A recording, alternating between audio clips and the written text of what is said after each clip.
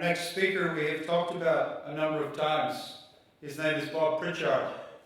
He has 30 years experience as a business and marketing troubleshooter and consultant with many of the world's leading companies. Bob hosts the Bob Pritchard Business Radio Show, which is a 1-hour weekly business internet radio program to a global audience of over 484,000 people across 86 countries. Please welcome Mr. Bob Pritchard to the stage.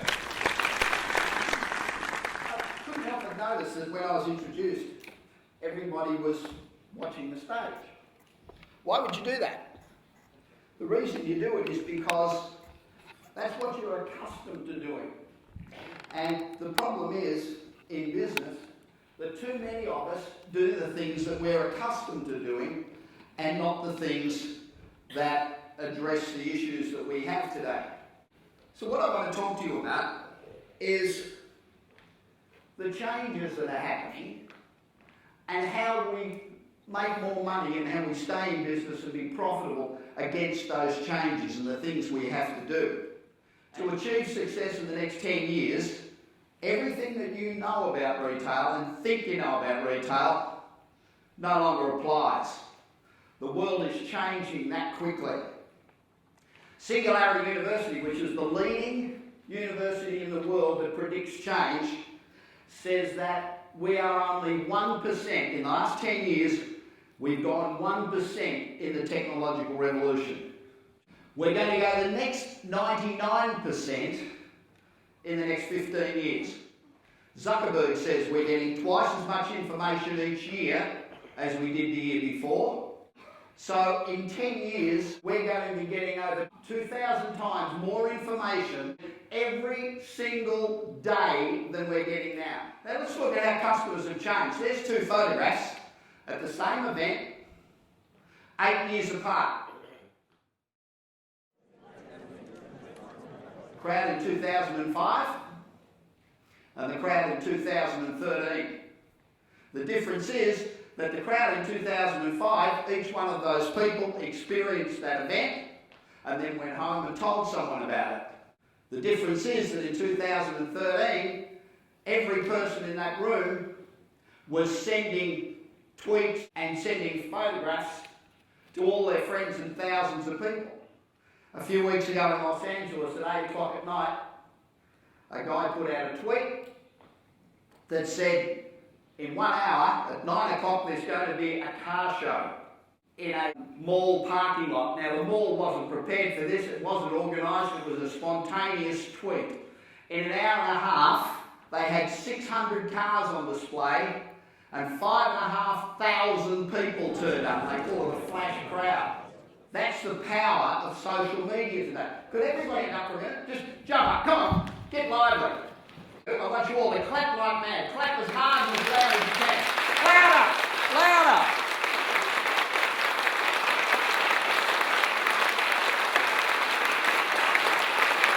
Okay? Thank you. That spontaneous round of applause you just gave me is going out through my Twitter feed to 484,000 people right now. If we can do that for events, why can't retailers do it? In America, the combined audience for all television at night is about 45 million. It's 110 million people during the 8 till 11 time slot on Facebook. The difference is that while the world's changed, consumers have changed, the way we communicate with people's changed, people's viewing habits and reading habits have changed. Companies haven't changed. 87% of all focus from companies is still on product, price, brand awareness and satisfied customers. Time magazine, Chiat Day says 95% of all traditional advertising today does not work. 95%. So what do? We keep running the same old ads. Coca-Cola, quote from Sergio, traditional marketing is not dying, it is dead. And that's one of the big companies that have the biggest marketing budgets in the world.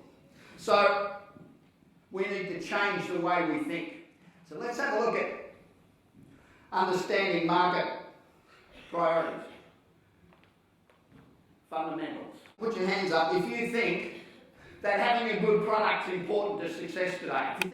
What about having a very competitive price is important? Satisfied customers. Brand awareness. Everybody needs to know who you are or they won't buy anything off you.